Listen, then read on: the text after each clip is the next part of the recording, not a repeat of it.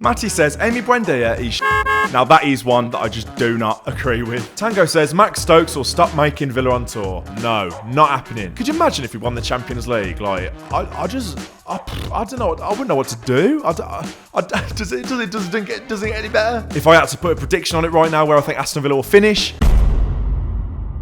Ladies and gentlemen, welcome back to another Villa on Tour video. The return of the Premier League is just around the corner, which means Aston Villa are going to be travelling to West Ham in just a few days. Undoubtedly, your YouTube recommended page this week is going to be full of Villa channels throwing you hour-long previews at you constantly, bang, bang, bang. But here on Villa on Tour, we're going to be previewing the season together. But what do I mean by that? Well, I had the extremely original video idea of asking for your one potentially unpopular opinion going into the brand new 24-25 season. And that could be about absolutely anything. Who's going to be the club's top scorer this season? Are we going to be winning any trophies? The brand new kit? Could we get relegated? And as we go, I'll add my opinions on each of the topics so we can sort of form an opinion together about how we're feeling going into the brand new season. So, without further ado, let's do this. I asked the question over on Twitter, so if you don't already follow me over there and on Instagram, go and drop me a follow on the socials. We'll dive straight in from Kieran, who says we're going to get another ACL injury, and I'll be a little bit positive by saying this time last season, we already had two in Buendia and Mings, pretty much. The anniversary of Newcastle away was just a few days ago, so I was getting traumatised by that 5-1 defeat and Mings rolling around on the floor like 20 minutes in. Now, fingers crossed, come on. We deserve a bit of luck this season with injuries. Fingers crossed. We're going to get a few, every team does, but let's not go mental and have any big ones. So a few of these are now player related. We'll start with Aid, who says Duran fans player of the season come May. A few other Duran related ones as well from Finn, who says John Duran stays and gets 10 plus goals in the league for us. It's an interesting one, Duran, and you could probably speak for an hour on what you think of him. And I think it's a massive shame because I'm such a fan of him, and I think when you throw him on and he's bullying players and he's actually getting involved, and he might not always score goals, but he's elbowing people or winning headers or bringing other players into play, and that's where I think someone like a Cam Archer, yeah, he's got finishing ability and he's got his strengths undoubtedly, but he's not your man. He's never going to start, and if you throw him on for 10 minutes, he's never going to get in that rhythm to be able to consistently score goals. Whereas I think with Duran, he got a decent number of goals last season. He did. There's no doubt about that. In the minutes that he had, his goals return, which was actually pretty good. So I think it's just a great shame, and I've heard so much about him that I'm not going to go into now, but just little things that, excuse my language, just makes him sound like a bit of a knob. Another interesting tidbit with him is the fact that it looks like now he's got the number 9 shirt. I didn't know what to make of it when Onana obviously came in and had the 24 on his shirt, was wearing it throughout pre-season. Obviously, you can't read into that too much a lot of the time. But training pictures have come out of Duran this week and he's got the number 9 shirt. So, yeah, make of that what you will. In my heart of hearts, if I'm going to be honest, I think he'll stay this season. And fingers crossed, it can be a bit of a realisation for him. He can get his head screwed on, score a decent amount of goals. He'll get game time. We've got a lot of games this season. And fingers crossed, we're talking about Duran next year in a whole different light. Fingers crossed. Anyway, Sweezy says here, Villa will re-sign Grealish on loan in January after a poor start for him at City. Do I think Grealish will come back at some point to Villa?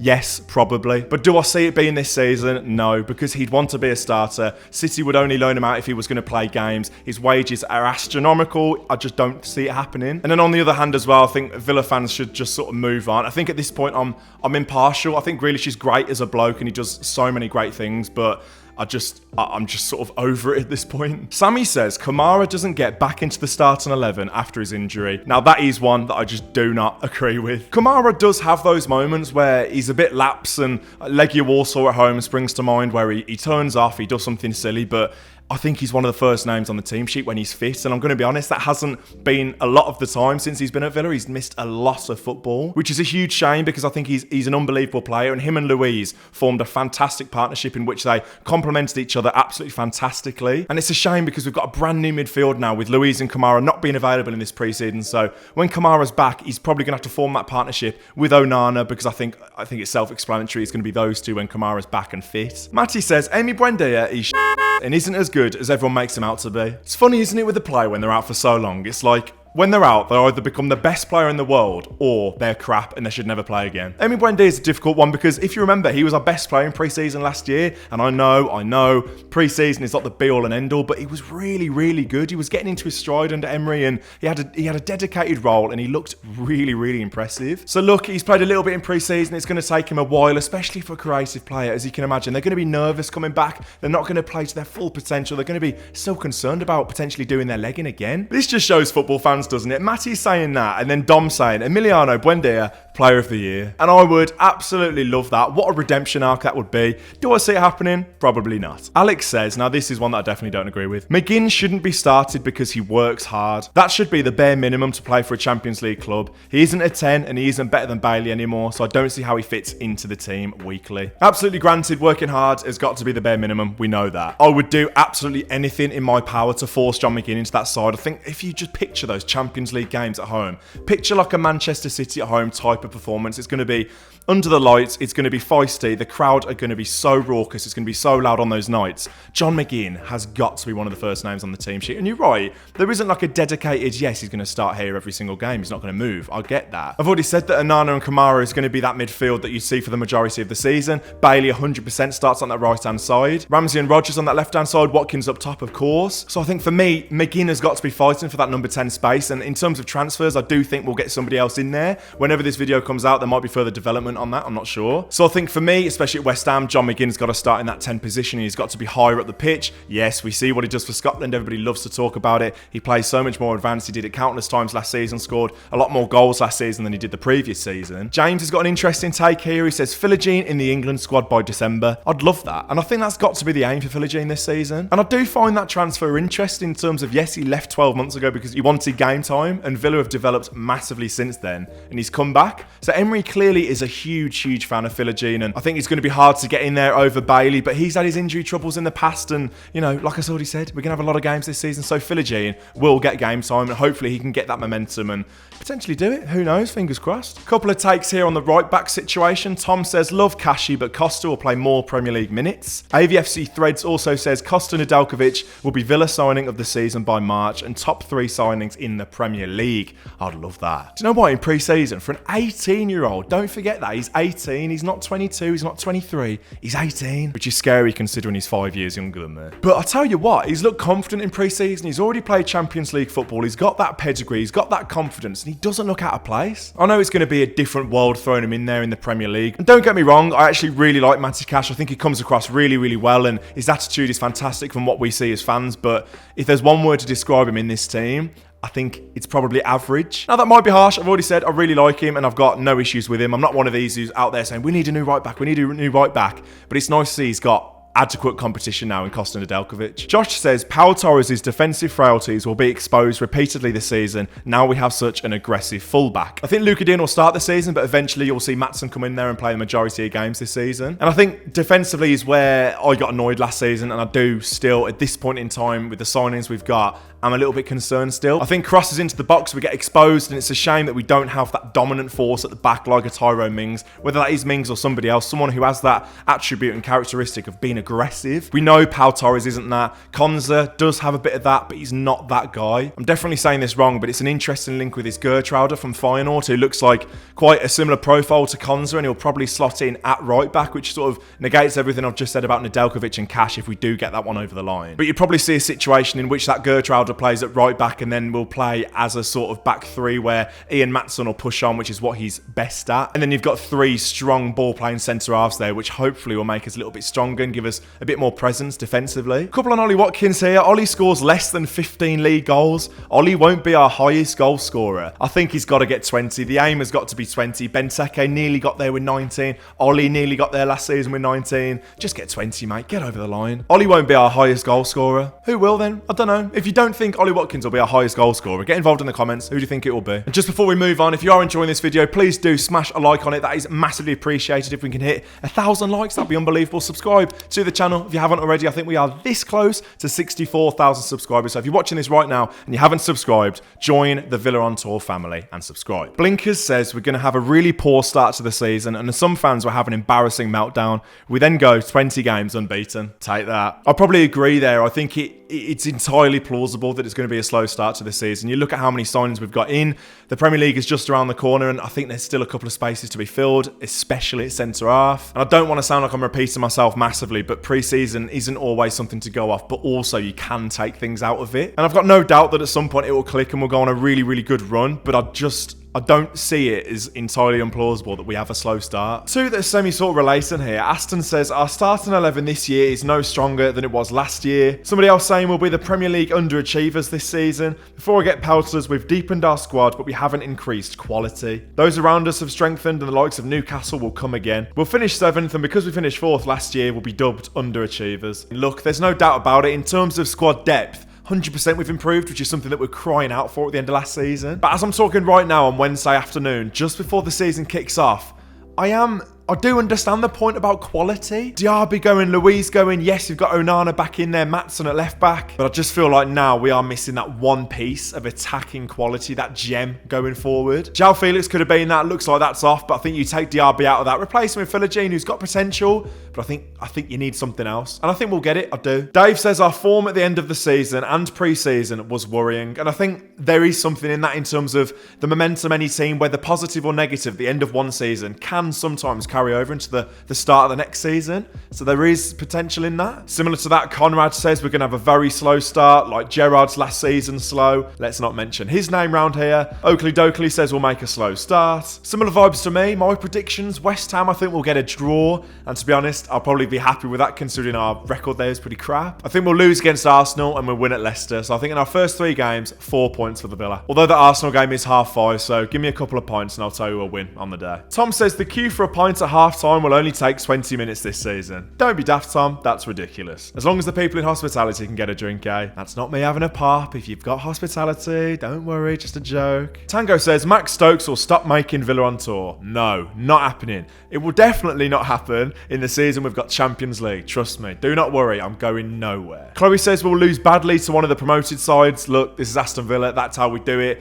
Horrible flashbacks. First game of the season to Watford, absolutely battering us. It was 3-0 at half time, I think. It ended 3-2, which definitely flattered Villa. Ismail Assar ripping us apart. Ugh, horrible. This is an interesting one. The longer-awaited Adidas on a 150-year shirt is disappointing. Well, you can see it behind me. I've already made a video on it. Go and check that out if you haven't already. I like it. I think it's semi-basic, but it's always going to be with a home kit. I think the one thing that absolutely stands out for me and I love is the colour. If you've got it in your wardrobe now, go and check the colour of this season's shirt compared to the last, I don't know, however long, I don't know, but in the last few Kappa years, for example, Castor, go and compare the colour of the shirt of this year compared to them. It is spot on. That much darker. Not pink, not purple, spot on. Couple of Champions League shouts here. Tyler says we're winning the Champions League. I love your optimism, Tyler, as ever, but maybe not. Could you imagine if we won the Champions League? Like, I don't know. I wouldn't know what to do.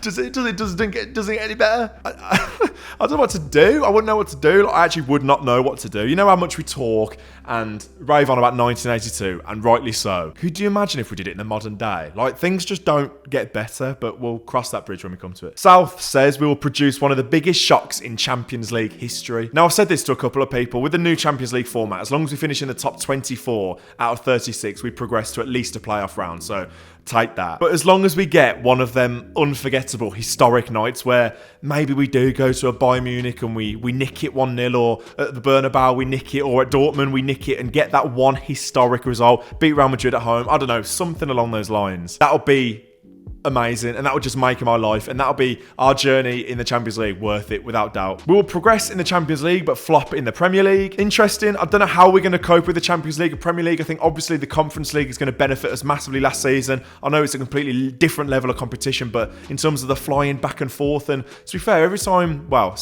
near enough all times we came back from a Conference League away game, played on a Sunday afternoon in the Premier League, we normally did pretty well. And if you need a manager who knows what he's doing in terms of coping with Europe and the league, Emery's your man. Now here he is, good old Simon Lyons coming up with a few, and these aren't unpopular because Simon Lyons has his head screwed on. Watkins to hit 20 league goals, fingers crossed, already mentioned that, that would be lovely. About time a Villa player did that. Ramsey to be a key player, now that he's interesting, I'd love Ramsey to get back into the form that he showed a couple of years ago. He was undoubtedly towards that, I think it was Emery's first season, wasn't it? Towards the end of that season, remember at Anfield and countless other games, he was unbelievable, and he was en route to get into that Euro squad. That injury completely wrote off last season for for him and I was so gutted. People forget how good he is. People forget how brilliant Jacob Ramsey was at the end of that season. Newcastle at home, remember that 3-0 home win? He was electric. If you can get Jacob Ramsey to that sort of form again, keep him injury-free, absolutely he'll be a key man, and I'd love him to get back to the form that he showed a couple of years ago. Top 7 finish, I'd take that right now. Respectable Champions League campaign, absolutely. Getting that top 24 out of 36, no matter how you do it, we're probably going to take some beatings along the way. Understandable. We might go to the Bernabeu and lose 5-0. It's not completely out the realms of possibility. But of course, anybody coming to Villa Park, you'd absolutely fancy us against anybody. So just pick up points as and when you can, get through, get the job done. League Cup winners. Now, this is something that we haven't talked about so far. Emery, unfortunately, looks like, from what we've seen so far,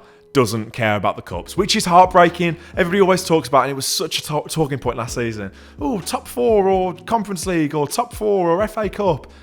Just give me a trophy right now, honestly. I don't mean to sound arrogant here, but as someone who is lucky enough to go to all the games and puts in the hard yards and spends thousands a season on following Villa everywhere, a trophy just sort of makes it tangible, if that makes sense. Like, you've actually been rewarded there for following your club from being rubbish in the Championship right up to Champions League. Now let's get something tangible and celebrate winning something. It's what football should be about. It's obviously ruled by money these days, but it's about winning things. Big clubs win trophies. And we all know what Emi Martinez says. Villa's a big club, mate. And a last little bit from Simon, who says, it'll be chaos at Villa Park on the opening home game of the season, with people in the wrong seats / digital season tickets being the norm. Yeah, interesting to see what happens there. Obviously, if you've been in the North Stand and you've been moved, it's going to be weird going into Villa Park and you're being next to brand new people, despite continuing your season ticket, being in a completely different place. Strange. I can't relate because obviously I'm in the whole end. But we've got safe standing, so absolutely looking forward to that. That should be good. So how am I feeling then? I think as we stand on Wednesday before the West Ham game, I think there's still business to be done transfer-wise. And it's all good and well talking about incomings, but we need to get players out. It looks like Dean is definitely in Emery's plans. Maatson obviously just coming in.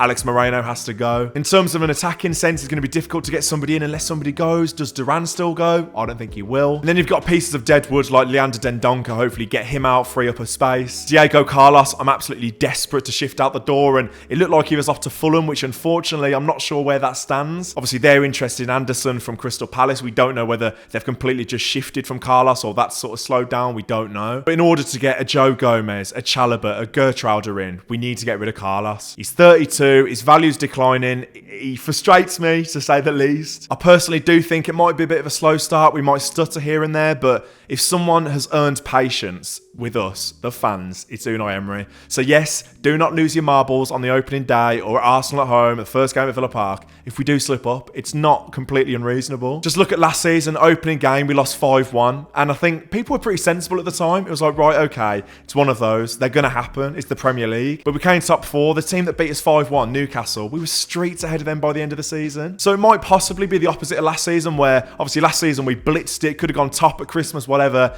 And then the end of the season was fairly average, if not poor. But this season it might be a slow, stuttery start, but then we get into our momentum, and over Christmas and towards next year, we do actually start to rise up the table. If I had to put a prediction on it right now where I think Aston Villa will finish, I'd go 7th. And right now, as long as we progress in the Champions League, at least that playoff round, I think I'd take it. Any form of Europe, I think right now, if I'm going to be honest, if I'm being sensible, I'd take. I think looking on Twitter and looking at the replies here, I think a lot of people are quite pessimistic going into this season. Just scrolling through the replies now, Villa will finish in 8th to 12th position, 7th position, 6th in the Premier League, 6th or 7th, finish 8th, 6th or 7th, 7th. Look, if we can get Champions League again, whether that be 5th or 4th, that would be outrageous. Do not underestimate that. But I think the majority of people are being slightly sensible. They understand that replicating last season will be an unbelievable achievement. So 6th, 7th, 8th, if it does get Conference League, we don't know, coefficient, whatever. I think that would, again, be decent. It's so important for Villa to be in Europe again. Fingers crossed we are. So, are there signs that it might take a bit of time for these players to gel and click into gear? Yes. But have we got the absolute right man in charge to help guide those players along that process? Yes. Stay patient. This manager has got so much credit in the bank and he's earned our patience. Remember that. Please do get involved in the comments. Let me know how you're feeling heading into the new season. Are we going to beat West Ham on the opening day? Fingers crossed. And the wider picture as well. Where do you see us finishing? All of that good stuff. Get involved in the comments and let me know. I'll be reading them all. Leave a like on the video if you have enjoyed it. 1,000 likes will be unbelievable. Subscribe to the channel if you haven't already. This close to 64,000 subscribers subscribers, that would be crazy. So if we can smash that, that'd be great. The next vlog on the channel will be that West Ham video at the weekend, which I can't wait. Premier League football is back. It's felt like ages. So I shall see you then. Thank you so much for watching, and up the Villa.